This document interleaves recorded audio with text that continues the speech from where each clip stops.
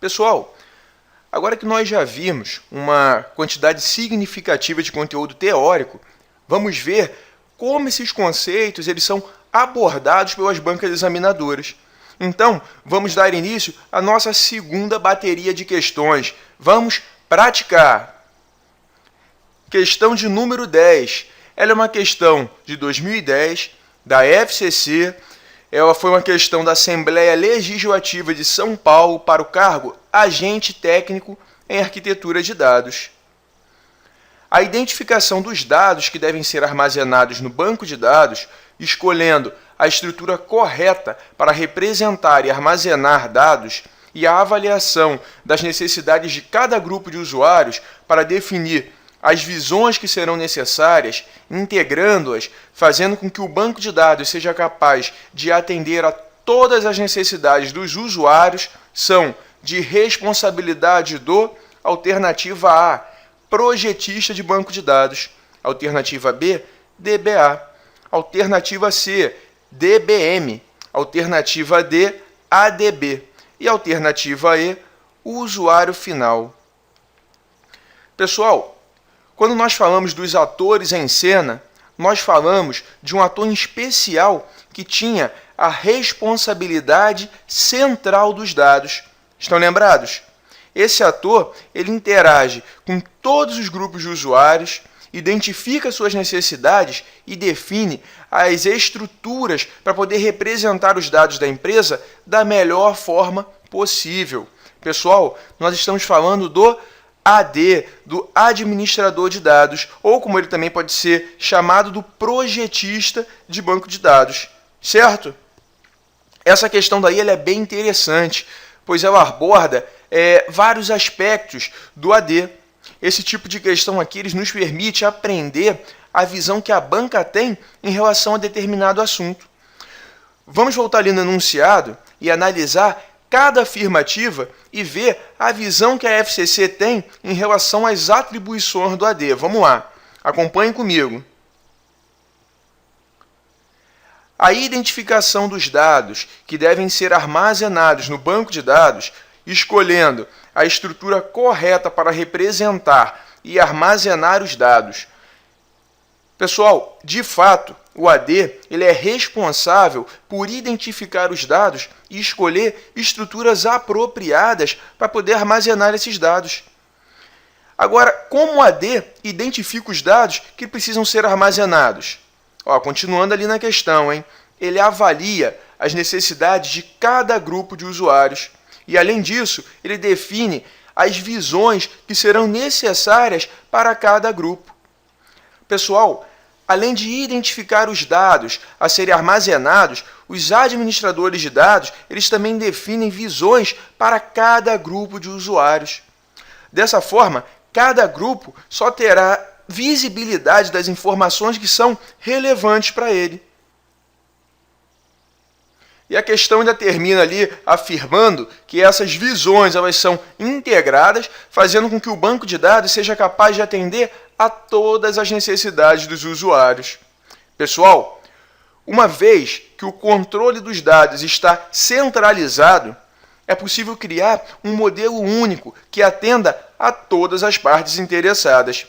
E como nós já vimos, esse modelo único ele possibilita que o AD evite redundâncias desnecessárias dos dados da empresa. Pessoal, essa é a visão que a FCC tem do administrador de dados e está coerente com as definições que nós estudamos. Por esse motivo, pessoal, nós podemos dizer que o gabarito da questão de número 10 é a letra A, projetista de banco de dados. Próxima questão, questão de número 11. Essa é uma questão de 2010, da FCC. Ela caiu lá na prova do Tribunal Regional do Trabalho para o cargo de analista de sistemas. Nós temos ali 4 afirmativas. A primeira indica o seguinte, define o esquema físico do banco de dados. A segunda, gerencia backup, performance e recuperação de dados do banco de dados. A terceira afirmativa, administra a descrição dos dados corporativos. E a quarta responsabiliza-se pela qualidade e compatibilidade dos modelos de dados da empresa. As definições acima são características das funções da administração de dados e da administração de banco de dados. A correta associação dos itens 1, 2, 3, 4 com as suas respectivas funções e ele nos dá ali as opções. Pessoal, nessa questão nós precisamos identificar as responsabilidades do AD e do DBA. Como já foi discutido anteriormente, o AD ele é o responsável central pelos dados. Dessa forma, faz sentido que ele seja o responsável por administrar a descrição dos dados corporativos, como nós temos ali na terceira afirmativa. Ainda em relação ao AD, ele é a figura que tem aquela visão geral dos dados corporativos. Afinal, é ele que levanta esses dados com todos os grupos de usuários, certo? Dessa forma, nós também podemos concluir que ele é o responsável pela qualidade e compatibilidade dos modelos de dados da empresa, como nós temos ali na afirmativa 4. O AD é aquela figura que representa um papel gerencial, estão lembrados? Ele é responsável pela identificação dos dados, definição dos modelos e por aí vai. No entanto, tem um outro ator que pega todas essas definições, coloca a mão na massa e faz de fato a coisa acontecer. Estão lembrados do DBA? Então, o DBA ele é aquela figura extremamente técnica que materializa todas as definições do AD. O DBA que é responsável, pessoal, pela definição dos esquemas conceitual, interno e externo, como nós temos aí na primeira afirmativa. Além disso, nós contamos com DBA para poder fornecer autorização de acesso ao sistema, assegurar um desempenho que esteja, claro, de acordo com o nível de serviço, né? E definir aquelas normas de carga e descarga dos dados. Ou seja, ele vai definir uma estratégia de controle de dano, como nós temos ali na segunda afirmativa. Correlacionando aí as respostas, nós temos 1 BD, 2 BD, 3 AD e por último ali 4 AD. Então, gabarito da questão de número 11 é a letra D. Próxima questão, questão de número 12. Essa é uma questão de 2010 do CESP. Ela caiu na prova lá do Banco da Amazônia para o cargo técnico de banco de dados. Com relação aos projetos de banco de dados, julgue os itens subsequentes. Um projeto de banco de dados pressupõe etapas que incluem análise de requisitos, projeto conceitual, projeto lógico e projeto físico. Pessoal, quando nós falamos de projeto de banco de dados, nós vimos uma ilustração que representava as etapas necessárias para esse processo. Estão lembrados? Vamos lá, vamos dar uma relembrada aqui rápida. A partir de um mini-mundo, nós vamos fazer o quê? O levantamento e a análise de requisitos que vai produzir os requisitos de dados. Esses requisitos eles servem de insumo para o projeto conceitual, que é aquela etapa responsável por identificar as entidades, os atributos, os relacionamentos, certo? O produto dessa etapa aí é o esquema conceitual.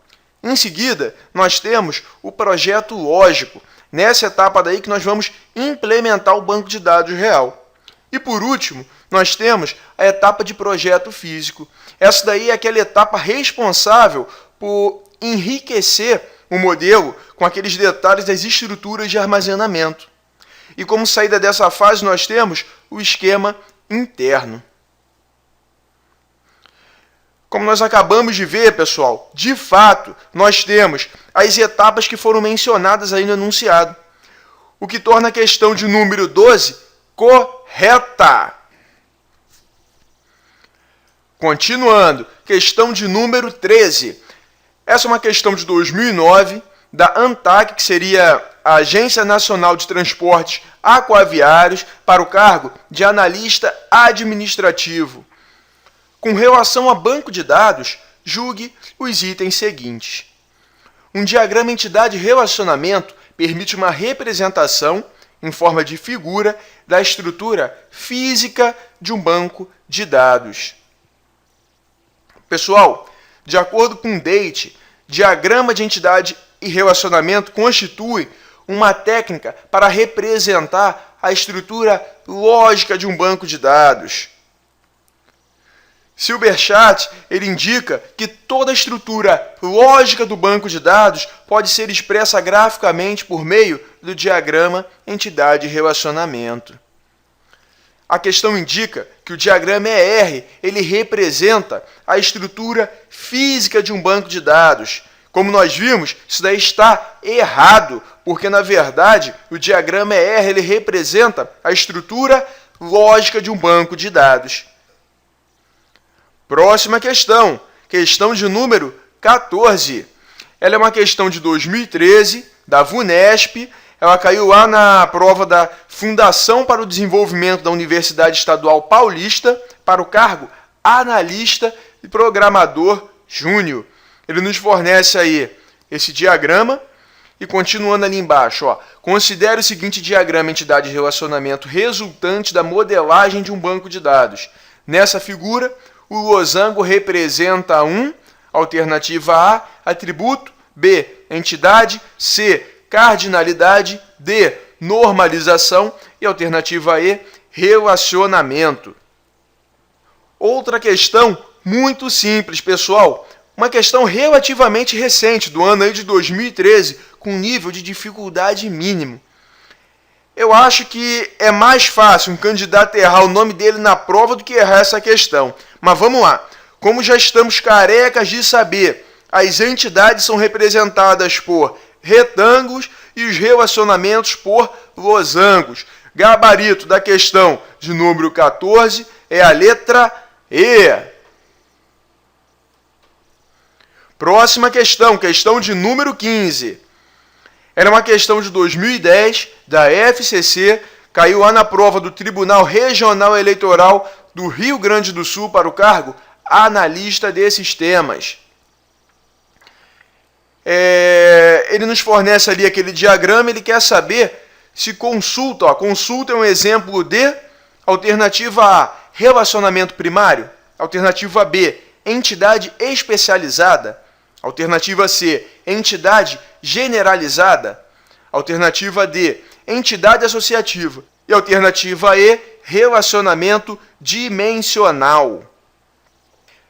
Embora essa questão esteja apenas cobrando a representação de um componente desse diagrama, vamos analisar o diagrama como um todo, beleza? Esse cenário daí ele é bem interessante para a gente poder rever os conceitos que nós estudamos anteriormente. Analisando esse diagrama aí, da esquerda para a direita, um médico ele pode consultar vários pacientes. Por outro lado, agora da direita para a esquerda, um paciente ele pode ser consultado por vários médicos, certo? Nessa consulta daí, ocorre a prescrição do medicamento. No entanto, consulta é um relacionamento. E como nós já sabemos, o modelo ER ele não permite expressar relacionamentos entre relacionamentos. Agora eu pergunto a vocês, como nós podemos expressar essa semântica? Pessoal, a agregação é justamente a forma pela qual os relacionamentos são tratados como entidades de nível superior. Estão lembrados? Uma vez que consulta é tratada como uma entidade, ela pode se relacionar perfeitamente com o medicamento, sem problema algum. Da forma como esse modelo foi elaborado, nós temos que numa consulta médica ocorre a prescrição do medicamento. Entendido, pessoal? Agora vamos voltar ao foco da questão. Consulta, ele é um relacionamento que está envolvido por um retângulo. Isso daí caracteriza o quê? Uma entidade associativa ou agregação. Por esse motivo, o gabarito da questão de número 15 é a letra D. Lembrando que nós vimos duas formas de representar a agregação. Fiquem espertos, pois eu já vi essas duas representações sendo cobradas em prova. Tá legal? Vamos lá, continuando. Questão de número 16. Ela é uma questão de 2012, da Sesgran Rio, caiu lá na prova da Petroquímica Suape, para o cargo de infraestrutura pleno. Seja o seguinte diagrama ER, onde os identificadores são representados por círculos preenchidos. Então, ali vocês podem observar o diagrama. Continuando, analisando esse diagrama, é possível afirmar que, alternativa a entidade A possui dois identificadores, que são A1 e A2. Alternativa B, a entidade B é uma especialização da entidade C e da entidade D. Alternativa C, a entidade C não possui identificador. Alternativa D, uma instância de A tem que estar associada a pelo menos uma instância de B através da relação R. E por último ali, alternativa E, uma instância de A tem que estar associada a pelo menos uma instância de C através do relacionamento R. Vamos analisar individualmente cada opção, iniciando pela alternativa A. Ela indica que a entidade A possui dois identificadores, que são A1 e A2. Na entidade A, nós podemos observar que os atributos A1 e A2 eles estão representados por um oval preenchido, né? Como nós já sabemos, um oval que está totalmente preenchido representa o quê? Uma chave. A alternativa está afirmando que se trata de duas chaves, de dois identificadores. Mas, pessoal, esse daí é exatamente o erro da afirmativa. De acordo com a definição que nós vimos anteriormente, um atributo-chave ele é um conjunto de atributos cujos valores podem ser usados para identificar cada entidade de maneira exclusiva. Ou seja, não se trata de dois identificadores, mas sim de um identificador composto de dois atributos. Isso daí provavelmente ocorreu, pois não há, nesse tipo de entidade aí, um único atributo capaz de identificar cada entidade de forma exclusiva. Alternativa B, A alternativa B indica que a entidade B é uma especialização da entidade C e da entidade D. Como nós vimos, a especialização é um processo de definir um conjunto de subclasses de um tipo de entidade mais genérico. Ou seja, considerando uma hierarquia, é o processo de cima para baixo. Dessa forma, nós temos que a classe B é o tipo de entidade mais genérico. E conforme vamos descendo na hierarquia, nós vamos nos deparando com os tipos de entidade mais específicos, com suas características próprias. Já no caso da generalização, nós temos um processo inverso, né? Onde nós partimos da identificação das similaridades de um conjunto de tipos de entidade e geramos uma entidade mais genérica, que será a superclasse das classes originais. Ou seja, pessoal, é um processo de baixo para cima na hierarquia de entidades. Após esse entendimento daí, nós podemos concluir que a alternativa B ela está errada, que na realidade a entidade B é uma generalização das entidades C e D. Uma outra colocação correta aí seria afirmar que as entidades C e D são especializações da entidade B. Beleza? Vamos lá, alternativa C. Ela indica que a entidade C não possui identificador. Pessoal, olhando isoladamente a entidade C, de fato, ela não possui um identificador, não é verdade? No entanto, nós devemos levar em consideração que a entidade C ela está envolvida numa herança, como vocês podem observar ali na setinha vermelha. E como nós já vimos, a herança, como o próprio nome indica, né, ela envolve a herança por parte de C e de D, de todos os atributos e relacionamentos de sua superclasse. No caso aí, a entidade B. Levando isso daí em consideração, quais seriam os atributos do tipo de entidade ali C, pessoal?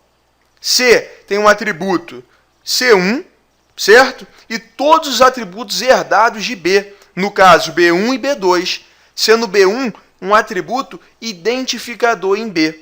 E esse mesmo atributo vai ser o atributo identificador do tipo de entidade C. Por esse motivo, a alternativa C também está errada. Próxima ali, a alternativa D. Ela indica que uma instância de A tem que estar associada a pelo menos uma instância de B através do relacionamento R.